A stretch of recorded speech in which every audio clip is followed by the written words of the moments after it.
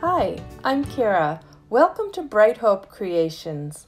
We're making a one-layer Z-fold card today for these two little girls. So to start, I'm using Tin Can Chat, and I have an 8.5 by 5.5 piece of thicker cardstock. This is a heavyweight cardstock, which I folded in half, scored in half, and then the front panel is scored in half again. It's creased well, and now we have a Z-fold. So I'm using archival jet black ink, and I'm stamping these two girls right on that Z-fold and the fence as well. And I really need to make sure that on that fold it stamps well. But then I opened it up and re-stamped that fence, and I'm going to do the same for this little girl, but I wasn't sure if I had that directly over her fence, so I used a piece of acetate, stamped first, and then slipped around my paper so that it matched right, and there we go. It's all stamped. Stamping the sentiment, I'm just a phone call away, and it's time to start filling in the middle. So these two girls are on their tin cans, and I need to extend the wire for them. And I'm giving each of them their own land because they're really divided by an ocean. So put together, it looks like they're very close. And then here I'm just drawing out how I want the ocean in the middle to look. And I come back in with a Prismacolor black pen just to outline all that. I'm using Derwent Inktense pencils, and I already came through once with the pencils, and now I'm showing you the details. So in her hair I put some extra lines, and now I'm taking a number 2 round brush with just a little water and kind of blending that in. Once the Inktense pencil is dry, it won't react or reactivate. So you can layer things once they're dry. Now I'm showing you on her dress, I'm putting a little more depth into those folds and her shadows by coming back in with that's the fuchsia, and her hair color was bark, but this is fuchsia, and this is a little bit of Shiraz, and it's a warmer pink color.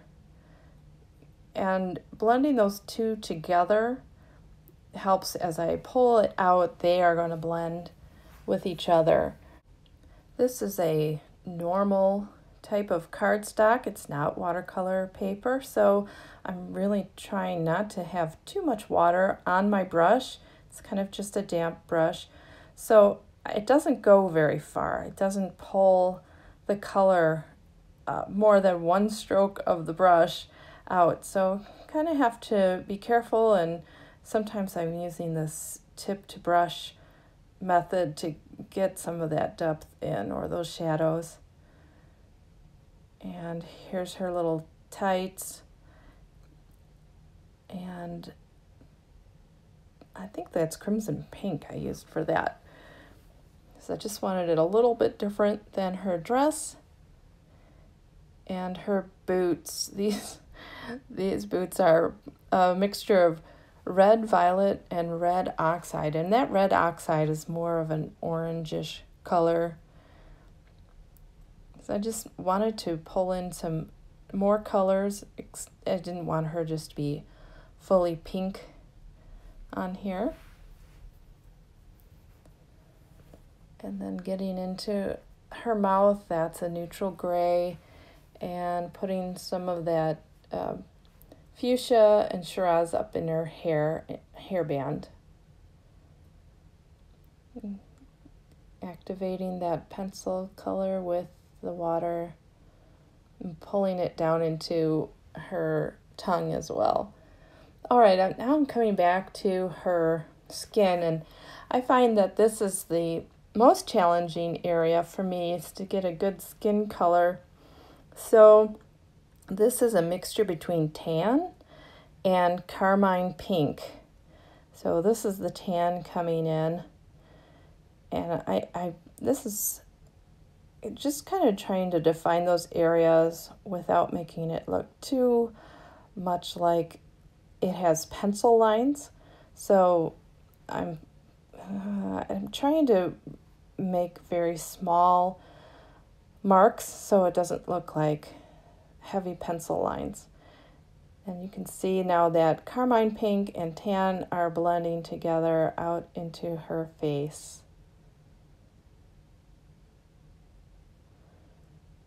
Just working that brush back and forth. Each time the Inktense layers are dry, you can go on with another layer. I really don't do more than 2 layers on these girls. I kind of want to keep that pencil look. It's just an interesting cross between watercolor pencil, and then Inktense pencils. They're just well, they're a little more intense in color, which I like. I like these bright colors. And just giving her more shadow on her little tights. And we're on to the second girl. And I'll start with, again, this tan color. And I'm going to add in that carmine pink as well. And I'm showing you kind of where I'm putting in those shadows. So I lay the pencil color where I want the shadow to be. Getting her little arms. And then here I'm using the carmine pink and just going right over where I did the tan. So after I finished that up, I have my water brush again, or my number 2 round brush with just a little water, and blending that into the rest of her face. And I'm dividing things into sections because, as I said, on this paper, the color does not flow very well, so I only get a little movement, and so I'm just using a small section at a time. And the other thing I noticed is after I let things dry, they tend to look better. So sometimes I just have to leave it alone and come back, and of course I can layer some more, so that's good. All right, so for her hair, that is, let's see what color, that was willow. And I'm just kind of giving a base coat there, and I'll come back. And here's a little crimson for her tongue. And I'll wait for that to dry before going in with the neutral gray for the rest of her mouth.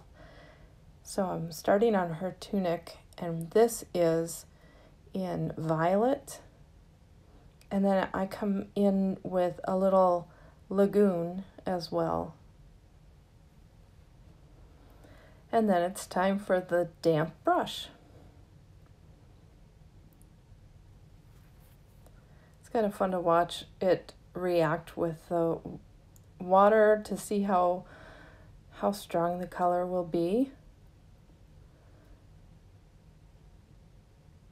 And I like the combination of the violet and lagoon together. Kind of gives a royal blue color.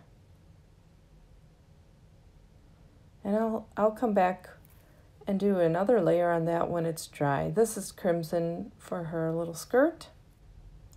Lagoon then for her leggings.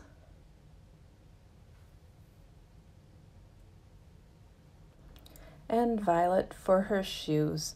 I won't show you all of the coloring with the pencil because it's all very similar. Here's the tin can in a neutral gray. But I will show you how I recolor her hair. Now that it's dry, I am coming in with madder brown, and I'm putting in some lines because I do want those to kind of show up once I blend that out. You can see I can still see a little of the lines there. So it still has kind of the pencil look to it.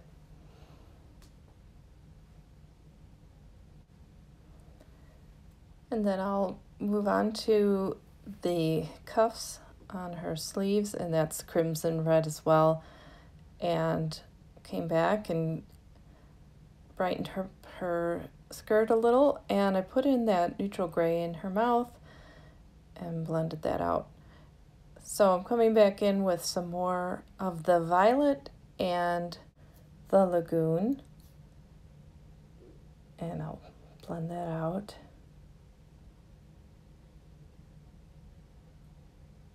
And I'll play with this for a little bit here. And this is the violet. It wasn't very wet on the edge, so I was able to get it in. If you use the Inktense over a wet area, it will come out looking wet. I mean, that bright color. So putting in her red hairbands, and onto the fence, I am just using red oxide on the fence here, and I will come back with that madder brown later once they're dry. And for the grass, I wanted to use beach green and felt green, and I'm just putting little blades of grass around, kind of keeping with the cartoon look of the characters.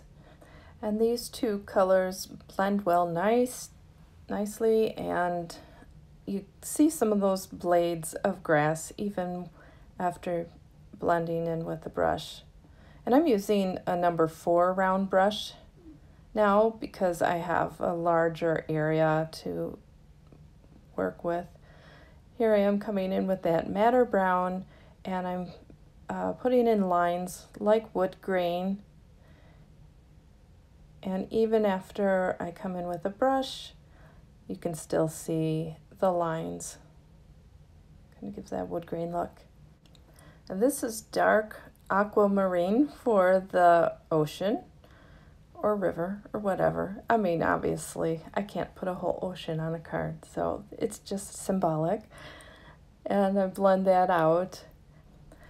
And then once that grass was dry, I came in to shade around the areas closest to the shore to give it some look of kind of like a hill, or depth to it anyway.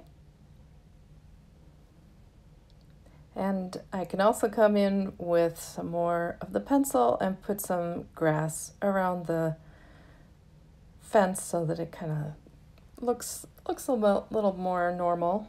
And then I wanted to blend this better on the water, so I'm going right from tip to brush with that number 4 round brush, and just working it through, darker in the front and then lighter as we go up towards the horizon.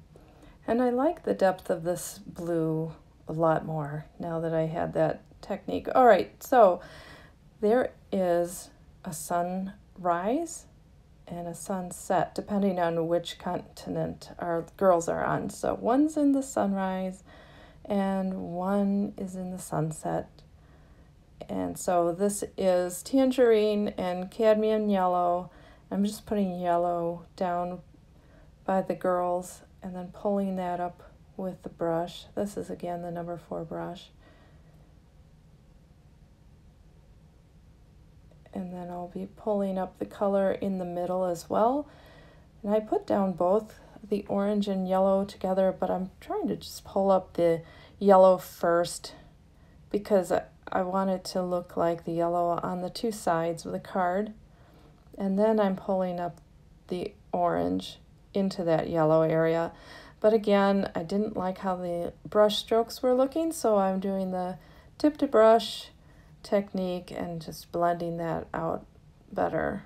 And I get a nice vibrant orange sunset or sunrise sky that way.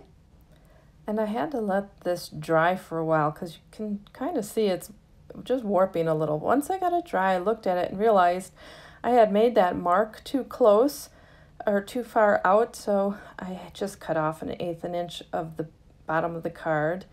And now that my sunset or rise is dry, I can come in and put in a bit of the yellow and orange down into the water. And And I'm also coming in with that yellow and blending a little more up top so it's a bit brighter. And there we go. I let it dry, and there they are. They're together but apart. So I hope you enjoyed the card today.